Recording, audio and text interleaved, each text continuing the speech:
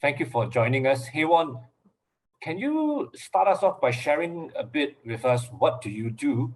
And also in your scope of work, the general observations of how entrepreneurs have gone borderless, especially in recent years. Haewon, the floor is yours. Thank you, TJ. Thanks for having me, and thanks for such great introduction of me. Yeah, I think it's more than what I really did or I'm doing, but really exciting. Yes, just giving you a little bit of myself briefly. I'm, working as engagement manager, working with a handful of founders out there, like global founders of our Techstars portfolio companies, by connecting them to our global network. So we don't really limit those network like only corporations, investors, or some of the institutions actually giving the real supports to the founders, but it's actually really vague and broad. But my job is more about to just connect them to the corporate partners that we work with. So my answers to your question would be based on or a little bit limited to that area.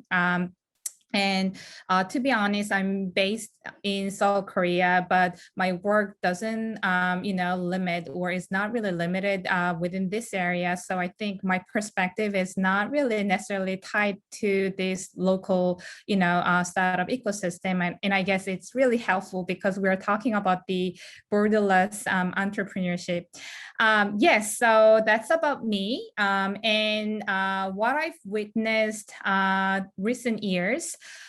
Yes, COVID is something accelerated borderless entrepreneurship for sure.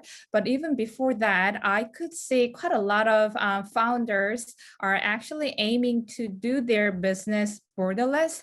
I could see quite a lot of borderless entrepreneurship out there. When we are talking about the borderless entrepreneurship, from my perspective, we can touch on those two things. Doing the business borderless and also teaming up borderless, or even more than that.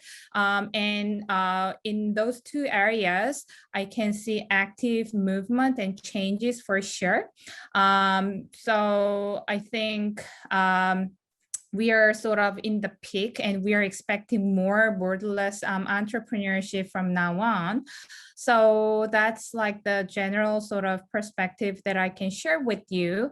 And just going back to the company that I'm working at right now, Techstars, actually describe ourselves as a global network working with global founders. So how do we offer our supports to the founders are really interesting. I think it could be some backup explanation to talk about this borderless entrepreneurship. We are not only investing, but also giving supports, global network for founders to do their business borderless. Maybe if we have more chance to deep dive about this approach later, I think I can go further. But based on that, what I can say is founders actually come up with their business ideas, maybe intentionally or unintentionally doing their business borderless. But because, we are living in the world so well connected, meaning that you can actually experience like culture of the other parts of the world right here whenever you want, because, all the channels, all the let's say channels are available for you, easy to access. So that kind of technologies where the customer's needs actually bring up the founders or the startups actually come up with more borderless approach. That's like the big trends that I can read out there. And also, how can I say? Business models and technologies are actually supporting such ideas. And I think I should talk about the investors' perspective. Investors also read the trends, and investors also see more potential, not within a very limited market, but prefer the companies which can scale up their business borderless out there. So I think those kind of things matter and actually accelerate each other to come up with more borderless entrepreneurship for sure. And also, I think I need to talk about the team as well. I mean, now these days, we don't actually need to gather around doing the work together at at the same place, right? So I guess that actually gives more opportunities to do borderless entrepreneurship, meaning that remote work is regarded as a very common way of working. Me, myself, working remotely. And I believe quite a lot of startups out there doing remotely, which were regarded one of very unique way, but now it's really common. And actually that, drive more of borderless entrepreneurship, to bring up more efficiencies in operations and by hiring or working with great talented people out there. So that's like what I'm reading and what I've witnessed, based on my experience. Thank you so much, Haewon. Interesting sharing, because you've gone beyond just from the entrepreneur's point of view, but also from the other side, what investors are looking for. And I think really with global connectivity, what can be the future for entrepreneurs, especially when they're forming a team. You don't have to look local; you can now go global. Yeah. So thank you so much for sharing. Haewon, in your engagements through Techstars, what do you think are important factors? I think if we want for borderless entrepreneurship to succeed, you shared a little bit about it, but I thought perhaps we could share a little bit more. What do you think are important factors beyond just having a good business idea? Haewon, over to you. Thank you, TJ. Yes. Well, we're witnessing the increase of borderless entrepreneurship or borderless business out there. I personally think that we still need some practices and we still need attempts to go. And from that idea, I can just point out two things in large. First is build a network. I'll just walk through, after the second point. And the second one would be create small wins. Those two are really intimately connected. So just giving you the idea, build a network is really straightforward.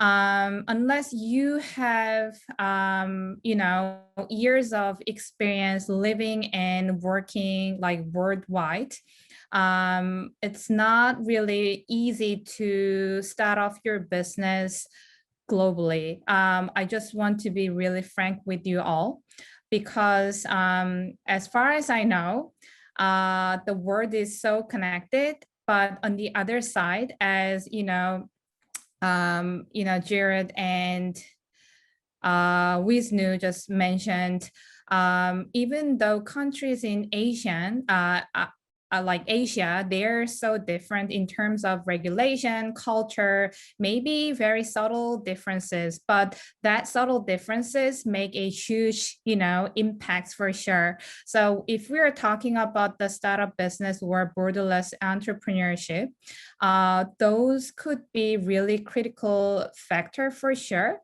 So in order to smoothly, or in order to make your business and make yourself borderless, you can utilize the network within that area. No need to start from scratch to understand the whole regulations or the whole knowledge in that certain region.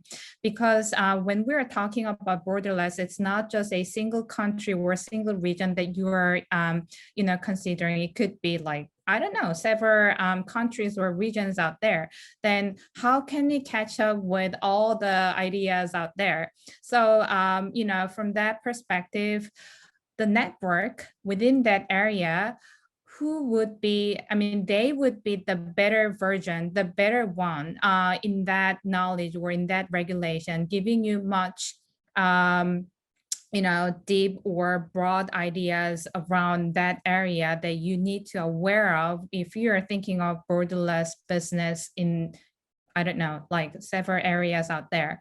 So I can see like within the chat, you know, the attendees are just sharing their contact info and trying to come up with, I don't know, a group chat after this session. It's such a great effort.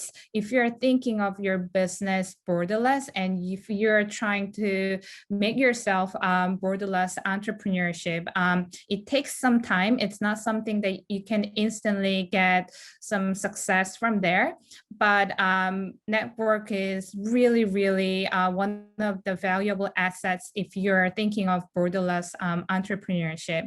And with that, I would say the next step would be, or the next important factor is to create small wins, meaning that sometimes we want a huge wins, a huge achievement because we want to earn money, profits out of our business, right?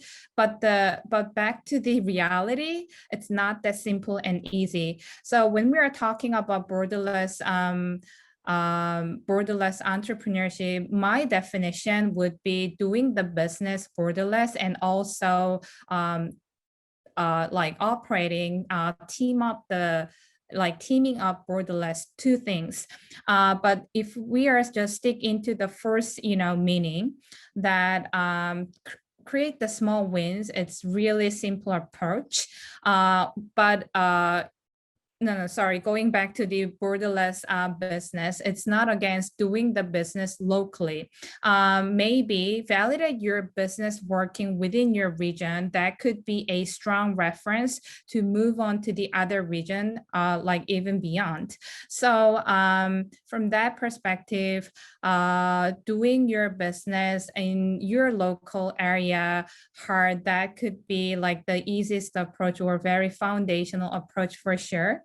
And with that, try to approach great network within the network who are in your desirable region or market and come up with some POC, you know, offer, you know, doing a little test step by step and prove yourself, validate yourself that your business and your team is you know, enough potential enough to do business in that area. So I would say create small wins is like sort of very important next factors if you're thinking of borderless entrepreneurship. So small step, maybe baby step is really, really important from this perspective. Thank you so much, Haewon. I like what you shared, you know, the 2 points, build networks. And I think as entrepreneurs, myself being one, really building networks, I would say continue to do that, never stop doing that, because one thing will lead to another. You never know when is that next precious conversation that you would have that will spark off a great idea. And of course, take baby steps. You know, we all want to conquer the world, but it has to be done one step at a time.